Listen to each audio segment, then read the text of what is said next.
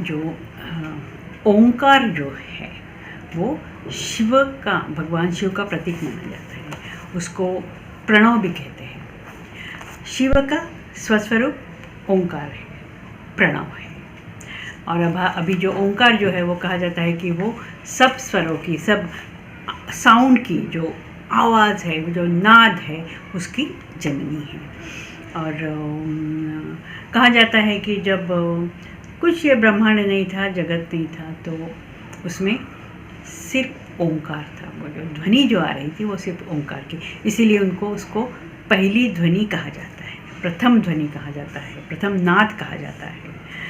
अब ओंकार जो है वो जो हमारे जो स्वर है अ आ ई ई उ ए ओ अम, हाँ, ये स्वर का जो पहला है वो ओ है। और ओंकार जो है 3 अक्षरों से बना है, अ, उ और म। सो जो पहला अक्षर है, पहला स्वर है, रादर पहला नाद है, वो ओ है। तो ये जो ओंकार जो है वो हमारे श्वासोश्वास से जुड़ा हुआ है, हमारे प्राण से जुड़ा हुआ है। इसके लिए प्राण है, श्वासोश्वास है तो जीवन है। इसके लिए हम कहेंगे कि ओम जो है वही जीवन है। अभी अ उ म, इसमें जो अ है वो अकार है, उ जो है उकार है, और म जो है वो मकार है। इसलिए अ उ म ये 3 मिलके ओम बनता है। उसका जो स्वर आता है, जो नाद आता है, जो वो ओम है। अभी हम देखते हैं कि जो वो ओम जो है उसका जो प्रवास है वो हमारे नाभि से शुरू होता है। जो अ जो है वो नाभि से शुरू होता है, नाभि से लेके हृदय तक अ का प्रवास होता है। उसके बाद में हृदय से लेके कंठ तक म का प्रवास होता है, और कंठ से लेके नासिका तक म का प्रवास होता है। सो हमारा जो ये पूरा जो प्राण जो है, वो जो शब्द जो है वो नाभि से निकलते हैं और नासिका तक, नासिका से या अपने मुंह से वो बाहर आते हैं, और बाद में वो शांति विलीन हो जाते हैं। हम देखेंगे, हम 2 ओंकार करेंगे तो उसके बीच में एक ओंकार करेंगे तो अपने आप शांति हो जाती है। उसके बाद उस शांति से, उस निशब्दता स्थिति से दूसरा ओंकार का जन्म होता है।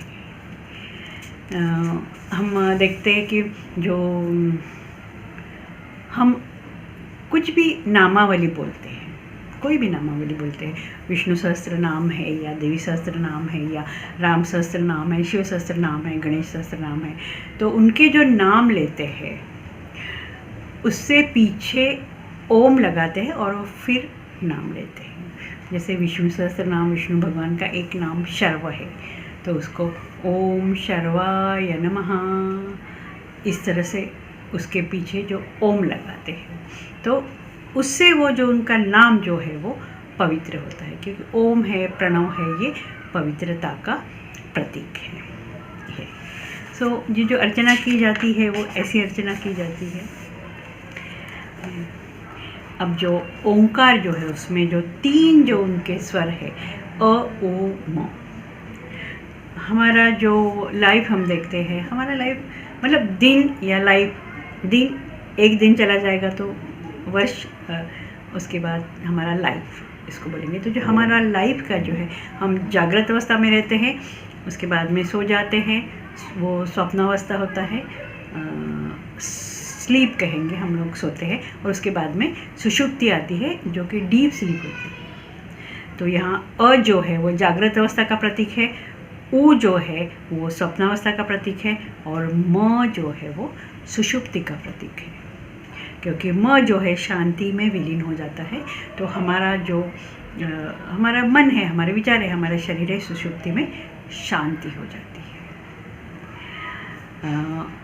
ओंकार का महत्व इतना है कि जो हमारे उपनिषद है, जो कि वेदों का एक पार्ट है, वेदों का एक भाग है, उसमें एक उपनिषद है जिसका नाम मांडुक्य उपनिषद है, और ये पूरा मांडुक्य उपनिषद ओंकार को समर्पित है। उसमें सिर्फ ओंकार के बारे में बोला है। ओंकार का जो स्वरूप है, ओंकार के जो गूढ़ और गहन अर्थ है, उसका जो मंत्र है, उसके जो अर्थ है, उसको किस तरह से बोलना है, उसको किस तरह से उसका अभ्यास करना है, किस तरह से हम ओम की साधना कर सकते हैं, ये सब मांडुक्य उपनिषद में बताया गया है। अभी भगवान श्री कृष्ण ने भी कहा है कि जो भगवद गीता में कहा है कि जो साधक, जो भक्त ओंकार का उच्चारण करते हुए प्राण छोड़ता है वो मुझ में मिलता है। भगवान श्री कृष्ण ने और भी एक जगह कहा है कि मैं स्वरों में, अक्षरों में मैं ओंकार हूँ, जब अपनी विभूति के बारे में बात करते हैं। तो और गुरु ग्रंथ साहब जो सिखों का ग्रंथ है, उसमें उसकी शुरुआत ही ओंकार से होती है। मतलब उनका जो मूल मंत्र है, गुरु ग्रंथ साहब का जो मूल मंत्र है वो एक ओंकार है। तो वहाँ भी एक ओंकार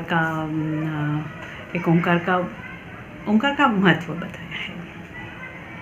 अभी इस तरह से जो ओंकार जो है वो शिव तत्व है। अभी रिसेंटली मैंने एक साइंस मैगज़ीन में पढ़ा है, अभी पढ़ा है, पता नहीं अभी ये किस तरह से, मतलब उनका मेडिकल और साइंस और ये हमारा आध्यात्मिक है उसका मेल उन्होंने किया है।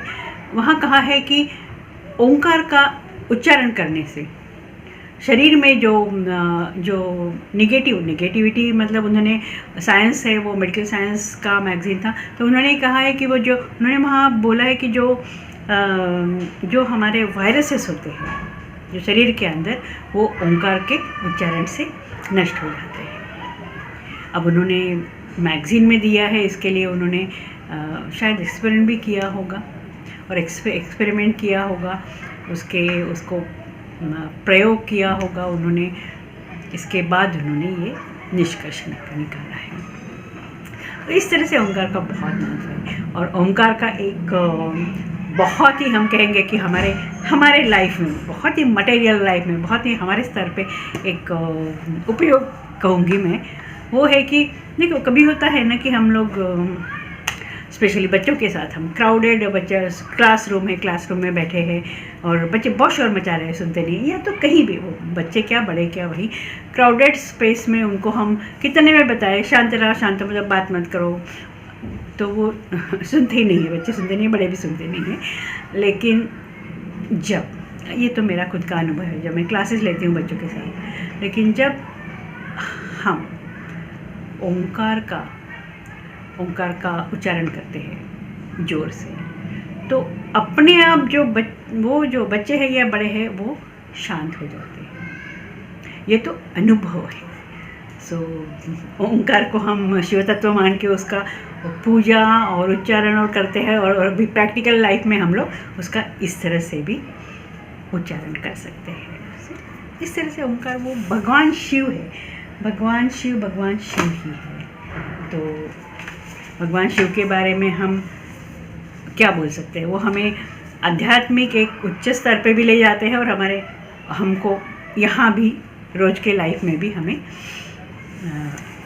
बहुत मदद करते हैं। अभी हम हमारे जो 18 पुराण है, उस पुराण में एक शिव पुराण है, उसके बारे में उसका थोड़ा सा संक्षिप्त परिचय देने का मैं प्रयत्न करूँगी। उसमें क्या है, एग्जैक्ट क्या है। इस शिव पुराण में जो परब्रह्म परमेश्वर शिव का कल्याणकारी स्वरूप का वर्णन है। यहाँ ये शिव का अर्थ होता है कल्याण स्वरूप, पवित्र, और इस पवित्रता के बारे में शिव पुराण में बहुत सारा, मतलब बहुत डिटेल में बताया है शिव जी के बारे में।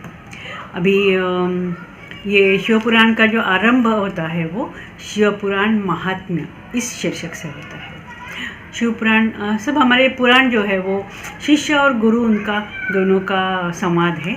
तो यहाँ जो गुरु जो है वो सुत गुरु मुनि सुत है, और उनके जो शिष्य है उसका नाम है शौनक। और शौनक जो है जो जिज्ञासु मुनि हैं, और वो प्रश्न पूछते हैं, और वो सुत जो है वो उसका उत्तर देते हैं।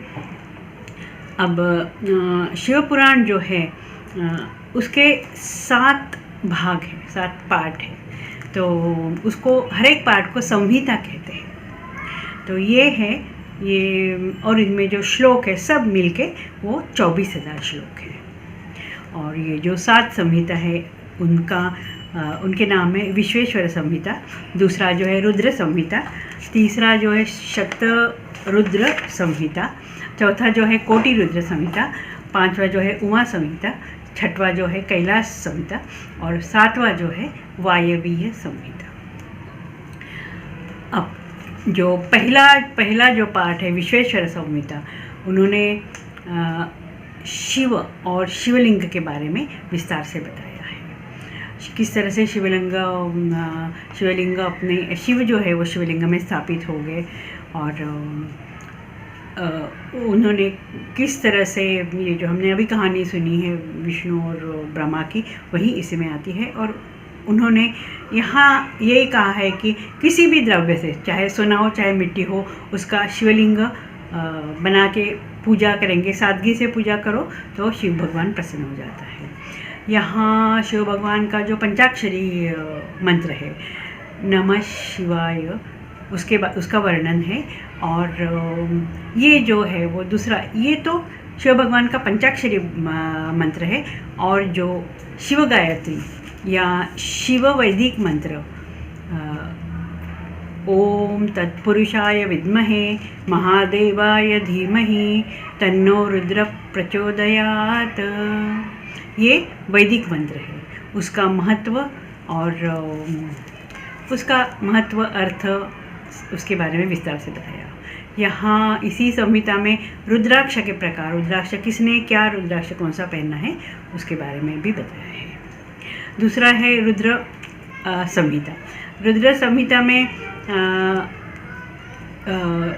शिव भगवान ने और ब्रह्मा जी ने जो सृष्टि निर्माण की, और वो सृष्टि जो है उन्होंने विष्णु को सौंप दी, और उनको उसको मेंटेन करने के लिए कहा, ये बताया गया है। ये रुद्र संहिता में शिव जी का जो संसार है, संसार मतलब उनका जो फैमिली है, उसके बारे में बताया है। भगवान शिव की जो सती जो है वो दक्ष कन्या सती, उसकी और शिव भगवान की कहानी इसमें है। और किस तरह से सती ने अपने आप को वो यज्ञ कुंड में अपने आप को समर्पित किया, इसके बाद, और किस तरह से भगवान शिव ने सती का मृत शरीर लेके तांडव किया, उसके बारे में कहानी है। उसके बाद में शिव भगवान तपो तक ध्यानावस्था में गए, फिर उसके बाद में उनकी पार्वती जी के उनका विवाह हो गया। उसके बाद में गणेश जी का जन्म, षडानन कार्तिकेय का जन्म, और उनकी जो बाल लीला है ये रुद्र संहिता में बताई है। और ये रुद्र उनका शिव का एक नाम है, उनका जो मटेरियल रूप है या मटेरियल उनकी बातें, उसके बारे में बताया है। तीसरा जो है शतरुद्र संहिता। शतरुद्र संहिता में शिव जी के जो नाम है 108, और कहीं तो 1008 नाम है। और उसके बाद में जो उनके जो शॉर्ट करके 108 नाम बताए, इसका वर्णन है। यहाँ जो उनके शिष्य जो है चंद्र, शंखचूड़, वीरभद्र, मदन, बाणासुर, इनकी कथाएं यहाँ आती है। शिव जी के जो रुद्रावतार है, जो रुद्र है, उसके बारे में भी इसी शतरुद्र संहिता में बताया है। शिव भगवान के जो 11 रुद्र है वो कपाली, पिंगल, ओम, विरूपाक्ष, विलोहित, शास्त्रा, अजपद, अहिर्बुद्धन्य, शंभु, चंद्र, भव, ये 11 रुद्र है। और हनुमान जी को भगवान का 12वां रुद्रावतार माना जाता है। यहीं अर्जुन और शिव भगवान जी जो किरात रूप जो लिया था शिव भगवान ने, उनका जो युद्ध हुआ और उन्होंने अर्जुन को पाशुपत अस्त्र नाम का एक बहुत महत्वपूर्ण अस्त्र दिया, उसका सब वर्णन आता है। चौथी जो है वो कोटि रुद्र संहिता है। यहाँ शिव जी के ज़्यादातर यहाँ शिव जी के जो 12 ज्योतिर्लिंग है उनका वर्णन आता है। सोमनाथ, मल्लिकार्जुन, महाकाल, अमरेश्वर, केदारनाथ, भीमाशंकर, विश्वनाथ, त्र्यंबकेश्वर, वैद्यनाथ, नागेश्वर, रामेश्वर और घृष्मेश्वर। ये 12 ज्योतिर्लिंग है और वो 12 ज्योतिर्लिंग की कहानियाँ, वो किस तरह से वहाँ ज्योतिर्लिंग मतलब वो स्वयंभू ज्योतिर्लिंग वहाँ निर्माण हुए, उसके बारे में बताया है। यही इस 12 ज्योतिर्लिंग के एक स्तोत्र है जो बहुत बहुत महत्वपूर्ण स्तोत्र है, और जो ये स्तोत्र काफ़ी सारे लोग रोज़ उसका पाठ करते हैं। ये स्तोत्र है: सौराष्ट्रे सोमनाथं च श्रीशैले मल्लिकार्जुन, उज्जयिना महाकाले ओंकारे परमेश्वर, केदार हिमवत्पृष्ठे डाकिन्या भीमशङ्करं, वाराणस्या च विश्वेरा त्र्यम्बकं गौतमीतटे, वैद्यनाथ चिताभूमौ नागेशं दायकावने, सेतुबन्धे च रामेश घुष्मेशं तु शिवालये, 12 नामानि प्रातरुत्थाय यः पठेत्, सर्वपापै विनिर्युक्त सर्वसिद्धिफलं लभेत्। ये जो स्तोत्र है इसके बारे में, और उसका बहुत कहाँ ज्योतिर्लिंग है और उसकी सब कहानियाँ इस संहिता में आती है। शिवरात्रि की कथा, शिवरात्रि की पूजा अर्चना और शिवरात्रि के बारे में भी यहाँ बताया गया है। और एक यहाँ इसका एक बहुत अलग इसका एक महत्व है, क्योंकि यहाँ श्री विष्णु जी ने शिव भगवान के 1000 जो नाम बोले हैं वो इसी संहिता में है। उसके बाद में जो 5वां जो है भाग है वो है उमा संहिता। यहाँ जो पार्वती के बारे में, उमा अर्थात पार्वती, उसके बारे में और उसकी जो महिमा है वो यहाँ बताई गई है। पार्वती देवी ने किस तरह से शंकर भगवान को पाया, पार्वती द्वारा शुंभ निशुंभ का वध, महिषासुर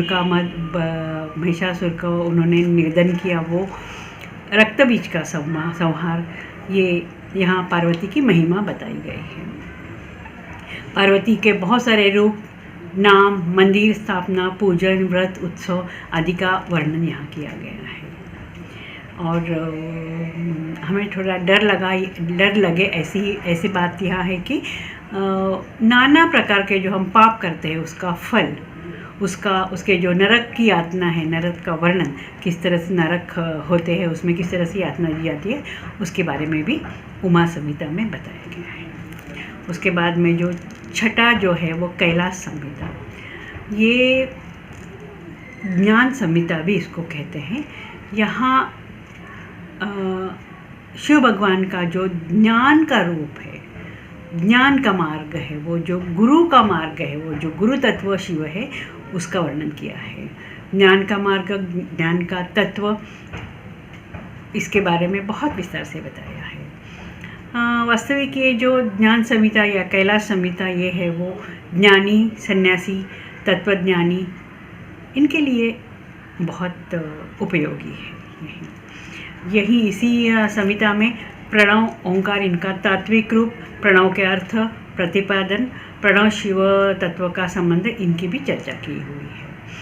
वेदों में जो 4 महावाक्य, जो हमारे 4 वेद है, जो 4 वेदों में 4 महावाक्य है, उसका अर्थ और उसका शिव के साथ जो संबंध है उसके बारे में भी चर्चा की है। आध्यात्मिक मार्ग में जो चलना चाहते हैं उनके लिए ये कैलाश संहिता बहुत ही महत्वपूर्ण मानी जाती है। अभी जो 7वां और आखिरी जो संहिता है वो है वायवीय संहिता।